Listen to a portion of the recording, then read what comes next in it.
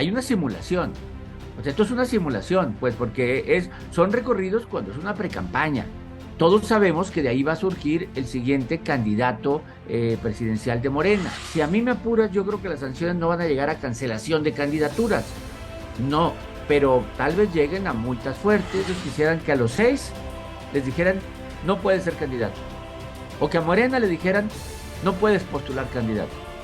No, no van a llegar a ese nivel, no llegan a ese nivel. Ya hay gente que no ve con muy buenos ojos a la señora Tadei y esta reunión que tuvo y después la poca sanción o la nula sanción que hay en torno a estas precampañas que no son precampañas, según dice. Y se dice que fue simpatizante de la 4T, algo así, pero así han llegado la mayoría de los consejeros electorales, han llegado en el pasado con historia partidista. Feneció, desapareció, expiró el plan B. Entonces, el plan B sí es un golpe para López Obrador, un golpe esperado y un golpe en el momento en donde menos daño le hace. Yo tampoco estaba a favor del plan B por estas exageraciones.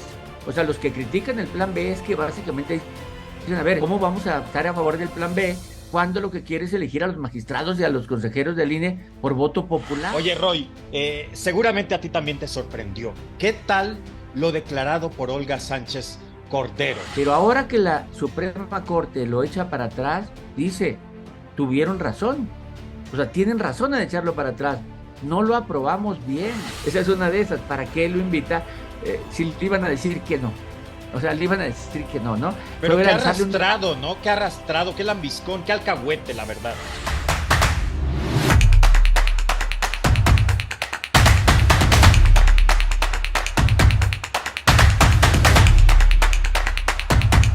Gracias, muchas gracias por estar con nosotros. Esta es la revolución del debate. Yo soy Tony Aguirre y me da muchísimo gusto saludarles, darles la bienvenida a este espacio incisivo, crítico, libre y plural. Ya saben lo que tienen que hacer, además lo saben bastante bien, que es enviar estrellas, compartir esta información, darle like y comentarla, porque ustedes lo saben y además también muy bien, que aquí solo tenemos a los protagonistas de la vida pública y política de México, y hoy no es la excepción.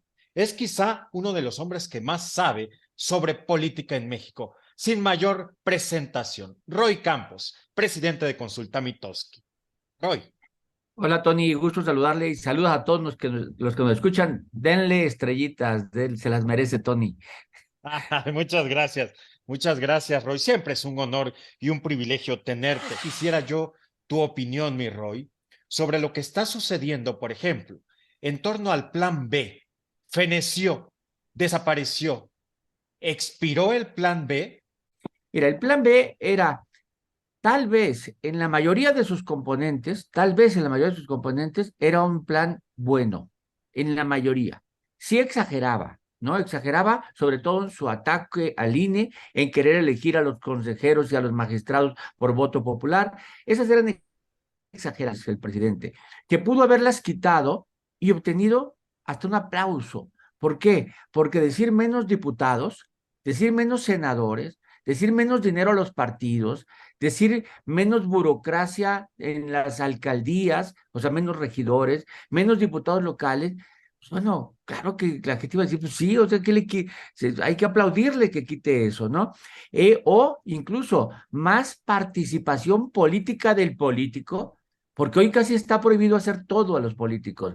No pueden decir, quiero ser presidente, porque es un acto anticipado de campaña. ¿O no? O no permiten al presidente o al gobernador defender su gobierno porque te estás metiendo en la campaña. En el mundo entero esto se vale. O sea, se vale que los presidentes intervengan en política, que hablen bien de su partido, porque están defendiendo un proyecto. Pero aquí, ante la desconfianza y a solicitud del entonces López Obrador, se prohibió, se prohibió. Ahora que López Obrador está del otro lado, dicen, no me lo prohíban. No es lo mismo ser cantinero que borracho. O sea, ¿de qué lado de la barra estás? ¿No? Y entonces, pues sí, ¿no? Vamos a hacer, el plan B no era malo en sí, era un intento del presidente de retomar el poder que tuvo el presidente, pero con mucha exageración. Bueno, y resulta que la Suprema Corte le dice al presidente, no va el plan B, no va, eh, y ni siquiera lo revisa. ¿Por qué no lo revisa? porque estaba mal aprobado. Entonces, la pregunta es, ¿qué necesidad tenía el presidente y su partido de, si lo iban a aprobar, o sea, si tenía suficientes votos para aprobarlo, romper las reglas y aprobarlo indebidamente? No publicarlo, no discutirlo, no darlo a que lo lean los otros, ¿no? Sino simplemente se aprueba mal y ni modo. Pues la Suprema Corte dijo, no, hay reglas, hay una constitución que te dice cómo tienes que aprobar una ley. Entonces ayer uno de los ministros muy claro dijo, si no hay ley, porque esto no es ley, no se aprobó bien, ni siquiera tenemos que revisarla. No hay ley. Lo que tenemos que decidir es que esto no es una ley, porque no pasó por los trámites que se necesitan para aprobar una ley. Entonces, el plan B sí es un golpe para López Obrador, un golpe esperado y un golpe en el momento en donde menos daño le hace. En este momento menos daño. La gente ya no está pensando en el plan B, está pensando en las corcholatas. Oye, mi Roy, pero en todo caso, mira, eres uno de los pocos opositores a el plan B que le ve cosas buenas, porque la mayoría de la gente a quien yo entrevisté o a quienes yo entrevisté me dijeron que era lo peor, que era una maldición. Lo que yo supongo es que en esas letras chiquitas, ¿no? Del presidente o en esos detallitos, ahí estaba todo a favor de él y de Morena, ¿no? Sí, sí, es que bueno, yo tampoco estaba a favor del plan B por estas exageraciones. O sea, los que critican el plan B es que básicamente dicen, a ver, ¿cómo vamos a estar a favor del plan B cuando lo que quiere es elegir a los magistrados y a los consejeros del INE por voto popular? O sea, no se puede. Cuando quiere reducir al mínimo el INE para de dinero, cuando quiere, es decir, exageraba en cosas. Pero si separamos el plan B, también tendrías que decir, algunas de las cosas del plan B podríamos haberlas aprobado. Ellos mismos te dirían, ¿no? Es decir, 100 diputados menos o 200 diputados menos. A ver, la verdad es que sí, sí deberemos de quitar diputados, quitar los senadores plurinominales, quitar senadores no tiene sentido. El PRI lo puso casi, casi como como una agencia de empleo. O sea, no lo puso, no se necesitan, ¿no? Entonces, muchas de las cosas, en otras palabras, sí se requieren nuevas reglas electorales, no esas que ponía López Obrador. ¿No? Sí se requiere modificar las reglas electorales y seguramente tarde o temprano se van a modificar, ¿no? Por ejemplo, proponía menos diputados y además que todos los diputados fueran casi pluris. ¿A qué se refiere? A que se dijeron 300 diputados, nada más va a haber 300, y en esos 300 diputados le van a tocar 7 a Sinaloa. Entonces vamos a ver el voto que se tiene en Sinaloa para ver quiénes son los 7 diputados. No quién gana cada distrito, sino qué porcentaje de votos tiene cada partido. De manera que un partido que no tuviera votos suficientes en ningún estado, no iba a tener ningún diputado. O sea, tenía que tener votos. Entonces sí, yo creo que no estaban mal sus propuestas. Al menos eran discutibles, salvo que exageró. En esas exageraciones es donde está lo malo del plan B. Sí, Oye, Roy, seguramente a ti también te sorprendió. ¿Qué tal lo declarado por Olga Sánchez Cordero? Mira, quien fuera, sin lugar a dudas, una de las mujeres más importantes, poderosas e influyentes de México, que a la diestra de López Obrador se disminuyó muchísimo. Yo creo que estarás de acuerdo conmigo, pero ahora me parece que recupera la congruencia, ¿no? Y recupera el poder que tenía al decir que efectivamente su partido hizo mal o las cámaras hicieron mucho mal al planear y plantear esto, vaya, sin planeación, digámoslo así, y ahí está el resultado. ¿Cómo ves tú las declaraciones de doña Olga? a ver, respetos para Olga Sánchez Cordero, ¿no? O sea, efectivamente, fue ministra de la Suprema Corte respetada siempre, ¿no? Respetada siempre, con libertad, con independencia. Tan es así que el presidente López Obrador la nombra, ya pasó a la historia, es la primera mujer secretaria de Gobernación en México, o sea, ya está en la historia de México, ¿no? Se va al Senado y sigue siendo importante en el Senado. Cuando viene la votación para el plan B, ella vota a favor del plan B. Pues ya dice el plan B, sí, va, el plan B. Es decir, no traiciona al presidente, va con el presidente. Pero ahora que la Suprema Corte lo echa para atrás, dice, tuvieron razón. O sea, tienen razón en echarlo para atrás. No lo aprobamos bien. Nos fuimos en forma apresurada, nos fuimos de una, y pues la verdad es que para eso está la Suprema Corte. La Suprema Corte actuó en derecho. Bien, defendió la anulación del plan B y criticó la forma en que ellos la aprobaron. No criticó el plan B en sí, sino la forma en que ellos lo aprobaron, es decir, la parte jurídica de la Suprema Corte. Por cierto, en la Suprema Corte, alguien que criticamos muchas veces mucho, el ministro Saldívar, también votó para anularlo. O sea, el expresidente de la Suprema Corte, que en teoría está a favor del presidente, no, también votó para anularlo, porque dijo, no, no, no podemos, para eso hay algo de la Constitución, nuestra labor es defenderla, y aquí se violó la Constitución, así que va para atrás. O sea, yo creo que lo que pasó esta semana con el Plan B habla bien de muchos juristas y muchos que demuestran que hay independencia o que pueden ser independientes, pongámosle así. Oye, mi Roy, ya para terminar este asunto del plan B bueno, lo que toca al INE, pero de todas maneras, ya hay gente que no ve con muy buenos ojos a la señora Tadei y esta reunión que tuvo y después la poca sanción o la nula sanción que hay en torno a estas precampañas que no son precampañas, según dicen. Al respecto, déjame decir, yo no tengo ninguna opinión mala de ella. Creo, a ver, que si se dice que fue simpatizante de la 4T, algo así, pero así han llegado la mayoría de los consejeros electorales, han llegado en el pasado con historia partidista. Y podemos mencionar a Krill, a Molinar Orcasitas, podemos mencionar a Virgilio Partida, que terminó en pues, la función pública, podemos mencionar a muchos, a muchos. Como eran propuestas de partidos y los partidos votaban, tenían simpatías partidistas, pero su actuación como consejeros del INE siempre fue buena. Y creo que a Tadei, ¿no? Tenemos que darle el beneficio de la duda. Empezó muy bien. ¿Por qué? Porque en cuanto llega una tradicional reunión con el Ejecutivo, una tradicional para poder organizar las elecciones. En cuanto llega al un día, 2 días, el secretario de Gobernación la invita al secretario de Gobernación. Y ella contesta con toda la dignidad, no, aquí. Y el secretario de Gobernación va al INE. Y entonces la primera es mostrar que si va a ser nuestra primera reunión, primero aquí. Y va el secretario de Gobernación. Luego ya después, ahora, el presidente de la República los invita, como para decir, no tengo nada de pleito con ustedes. Y no va ella, sino van todos los consejeros. Todos van. No hay secreto, nada de que lo que ella le dijo al del oído al presidente. Todos van y todos pueden hablar y expresan. Y salen y dicen, estamos contentos. Bien. Segundo paso, bueno, ahora va el tercero. Creo que todavía no tenemos que juzgarlo. En teoría, están yendo visores del INE a los actos de las corcholatas. Y en la comisión de quejas hay ya gente que está analizando lo que están haciendo.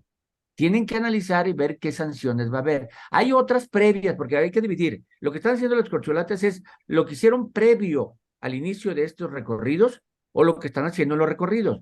Lo que hicieron previo, las bardas, los espectaculares, etcétera, ya está en el Tribunal Electoral. Ahí se está discutiendo ya si hubo violaciones en esa parte. Y ahora la siguiente parte es de este recorrido, va a haber o no. El INE lo está analizando.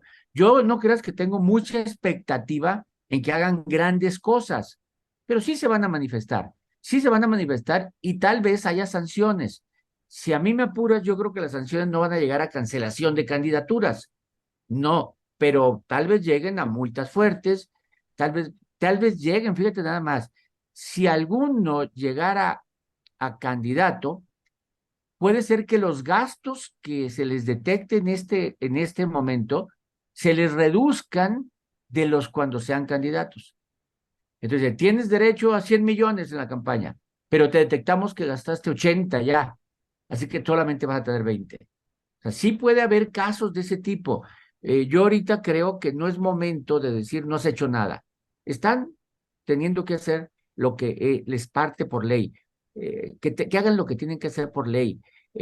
Casi muchos quisieran, fíjate además, muchos quisieran que a los 6 les dijeran, no puedes ser candidato, o que a Morena le dijeran, no puedes postular candidato. No, no van a llegar a ese nivel, no llegan a ese nivel. Vamos a llegar, vamos a ver qué es lo que la ley dice que pueden hacer y ojalá lo hagan. En este mismo espacio, José Antonio Crespo, este gran analista y politólogo mexicano, dijo que pone en franco problema o pondría en franco problema esta circunstancia, porque si se aplica realmente la ley, que es lo que tendría que hacer el INE, el tribunal y demás, sería dejar sin candidato a Morena, como tú lo estás mencionando. Sería una hecatombe. Sí, porque pues, seamos sinceros, hay una simulación. O sea, esto es una simulación, pues, porque son recorridos cuando es una precampaña. Todos sabemos que de ahí va a surgir el siguiente candidato presidencial de Morena. O sea, el ganador de su encuesta va a ser, como fue en los estados, como los estados hicieron la encuesta y nombraron al coordinador de defensa de la transformación en el estado, y siempre fue el candidato. Igual lo hizo el PAN y PRI, por cierto, hizo una medición y nombró una coordinadora de defensa en el Estado de México que terminó siendo la candidata igual, o sea, trataron de copiar el evento, ¿no? Pero a final de cuentas, fíjate nada más, ¿por qué digo que la ley electoral debe de cambiar? Porque hace que haya simulaciones. Esto es una simulación. La precampaña inicia hasta noviembre y sin embargo están haciendo precampaña. La pregunta es, ¿qué van a hacer en noviembre? Entonces, ¿qué van a hacer en noviembre cuando les dé el INE dinero, tiempos de televisión al partido para que haga precampaña y estos ya tengan candidato o candidata? ¿No? ¿Qué van a hacer? Pues a lo mejor hasta lo agarran y dicen, pues hago anuncios y hago spots, pero se aprovecharon ya. Morena en ese momento está en un proceso de simulación. La pregunta es, ¿y está violando la ley o no? Ese es el tema, Oye, ¿no? Roy, El INE, y, no, ajá, no, no, dime, oiga. dime una cosa, ¿hay simulación también en este asunto de la encuesta? ¿Ya está cantado el triunfo de Claudia Sheinbaum? ¿Es Claudia la favorita del presidente?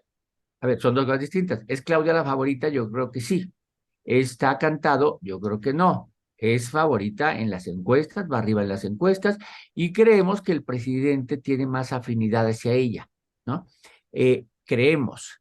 Yo en el fondo he pensado que tal vez la mayor afinidad la tiene hacia Dan Augusto López, ¿no? La mayor afinidad. Pero la que va adelante en la encuesta es Claudia Sheinbaum. Son dos cosas distintas. Entonces, ya desde ese momento, pues es real. Si fuera el más afín, el más parecido, el más cercano, el que tiene más historia, el que le tengo más confianza, pues fuera Dan Augusto.